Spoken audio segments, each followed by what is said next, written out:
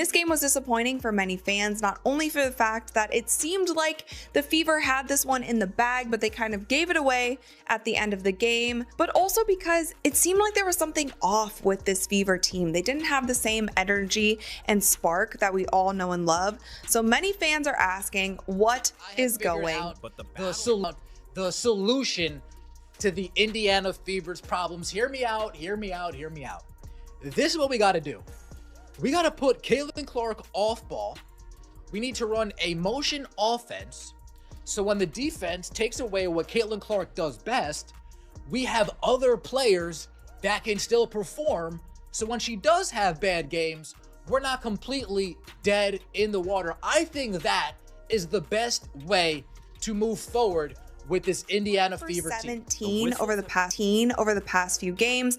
And if you're a fan of Caitlin Clark, you know that this is so unlike her. She is arguably the best shooter in the WNBA, and she is having a significant cold streak over the past 2 games. But her missing shots isn't actually what bothers me. The thing that bothered me most in the game yesterday was the one shot that she passed up. Now, she had been missing a few shots, and if you guys were on my live stream, I said the thing that she needs to do is to continue shooting. Shooters shoot. The only way to break a cold streak is to continue shooting. Indiana Fever many fans is still poking fingers at head coach Stephanie White for actually making the game not entertaining anymore, bro. This motion offense has to be addressed, and Stephanie White has to be held accountable because it's truly the offense that she's running, and it is not for Caitlin Clark at this point. Now, both Caitlin Clark and Stephanie White spoke to the media immediately after. Wait, what? Did you just tell me that Stephanie White went on an interview tour this whole entire offseason saying exactly that? Did you just tell me Stephanie White went on an interview? So how come when Caitlin Clark has a bad game, this team looks like absolute dog shit? How come when Caitlin Clark isn't busy backpacking this team, it looks like absolute dog shit, coach? Just a question. Just a question. What we saw today, folks, I feel bad for everybody that had to sit through that. Everybody that wasted 2 hours and 25 minutes watching the Indiana Fever versus the Las Vegas Aces. I feel bad that we had to sit through that. That was a tough watch. At times we could have played a little bit faster, and I think that's on me, like not conceding in that. We still got to play up tempo. We still got to play fast. But I mean, I thought for the most part we did a lot of stuff that coach wanted us to do, and you know, that wasn't why we lost. I can't hold you, man. That kind of looked like she let that slip out, man. I don't know. But I mean, we all see it. When they play slow, it's just not a good team, man. They're not as good as we see that they could be, right? So they need to play fast, man. I think, you know, they don't necessarily look that good when they're playing half-court ball. Maybe taking something from the Valkyries, man. The Valkyries run, all right? They be running. The WNBA's biggest star is in danger. Not from an opponent, not from the media, but from her own team, her coach, and the very league that profits from her every move. Caitlin Clark's rookie season was supposed to be iconic. Instead, it's spiraling into chaos. Missed shots, brutal fouls, coaching confusion, and now an injury scare that has fans asking, is Caitlin's career already at risk? What we discovered will leave you stunned. The league needs to take care of Caitlin, not for special treatment purposes, but that's who everybody's there to see. Everybody wants to see Caitlin Clark play. And if you let other teams and other people beat the shit out of her, she's going to spend 2 weeks out injured. And your attendance is going to drop because people aren't going to get the chance to see her. And if you actually want to be paid the same as the NBA players, obviously not by actual dollar for dollar, but for revenue percentage, you need to protect her. You need her to be playing at her best and not be having the shit. Stephanie White promised a fast-paced, dynamic offense centered around Caitlin Clark. What fans got instead was an incoherent mess. The motion offense has backfired, restricting Clark's strengths and turning her into a decoy. Even Clark herself dropped subtle bombs and pressers. I think that's on me, masking frustration behind media-trained polish. I think you have to look at things a little bit holistically. I think Caitlin Clark is a really hard player to officiate, much like Diana Taurasi was throughout the course of her career. for a couple of reasons. Caitlin Clark regularly gets picked up in the full court. She also gets blitzed more over the course of her career than any player in WNBA history or in that period of time. And she also creates some contact herself on the offensive end of the floor. She is very difficult to officiate because of all of the contact that's happening around her. Game after game, Clark is thrown to the floor, elbowed, shoved, and officials swallow the whistle. Fans, analysts, and former players are now speaking out. The WNBA is letting its most valuable asset get assaulted. Well, I be damned. I be damned. 7 for 20 from the field. 1 for 10 from the three-point line. And look at those turnovers. 8 turnovers. She leads the league in turnovers. But guess what?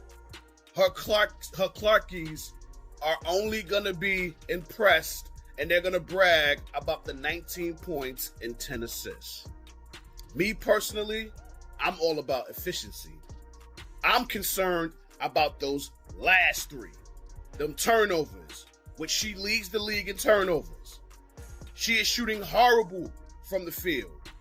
And as far as them three-pointers, in the last 2 games, she's only made 1 three-pointer, and that's the one against the Aces. Now, the whispers are growing louder. After taking several hits, including a hard screen in the Fever vs. Aces game, Clark was seen limping to the bench. Trainers surrounded her.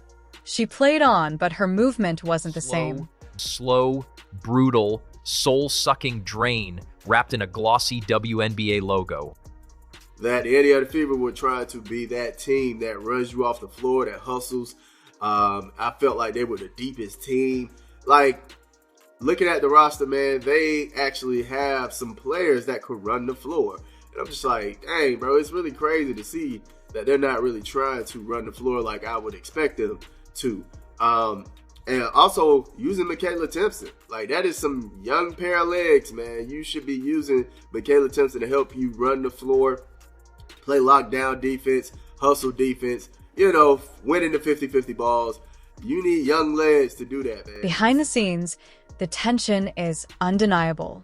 Players look confused, plays break down, and Clark looks drained. This isn't just physical, it's emotional exhaustion.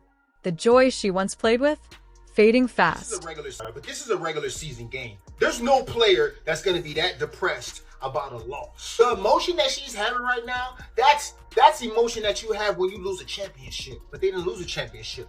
So it's only one other thing. It's the coach. I knew something was up, y'all. I played basketball all my life. I played point guard. There was something off about Miss Caitlin when I was watching that Aces game. And I couldn't put my finger on it. It just seemed like Miss Caitlin, she was definitely unmotivated. She looked defeated the whole game. She didn't look like she was having fun. And that is always because of the coach. The WNBA wants Caitlin's star power, but where's the support? Where's the outrage? The league's silence on her treatment sends a dangerous message.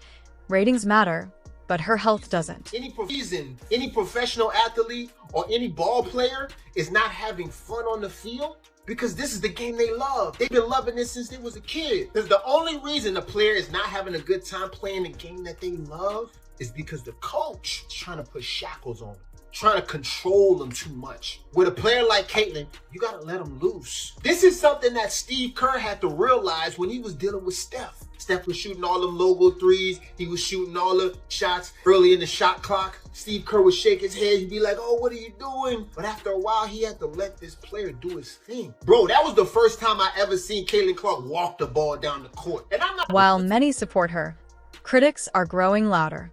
They say she's overrated, that she's soft, that the hype's crumbling.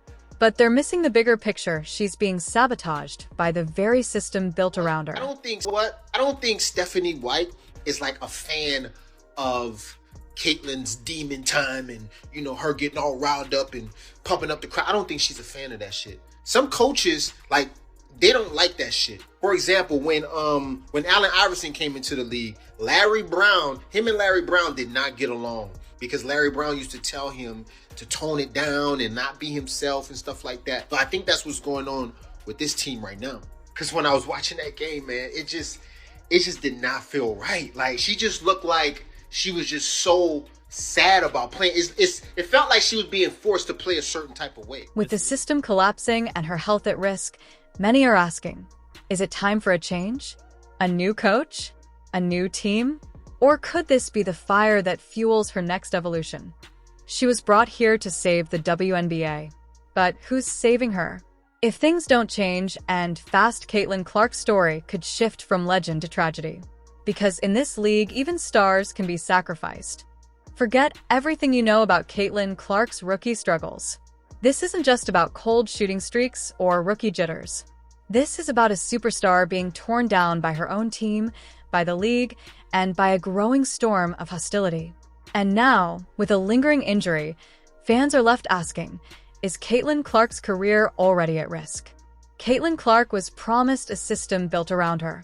What she got instead is a slow-motion collapse led by Indiana Fever coach Stephanie White. The team's rigid motion offense has shackled Clark's instincts.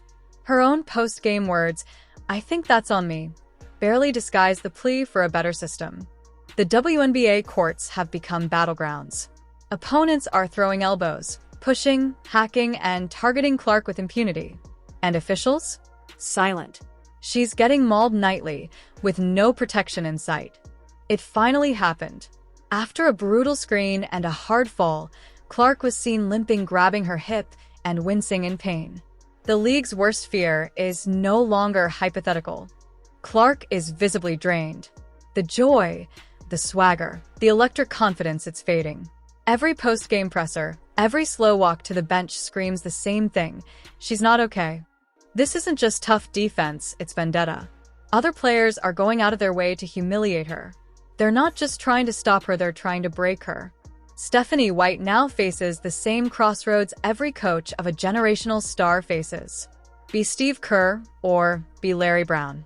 Kerr embraced Steph Curry's chaos. Brown tried to control Iverson and nearly broke him.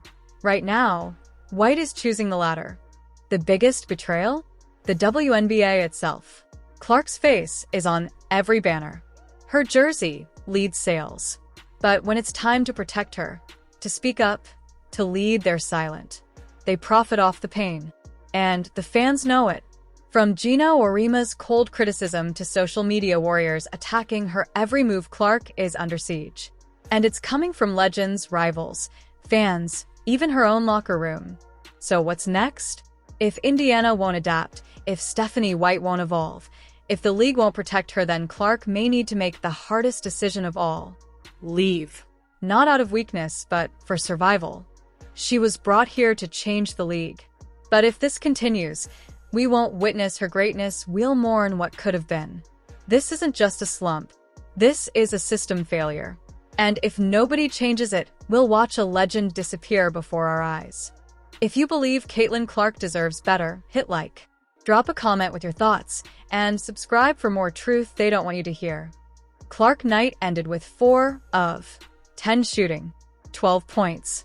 But those numbers don't show what the footage does. Hesitation,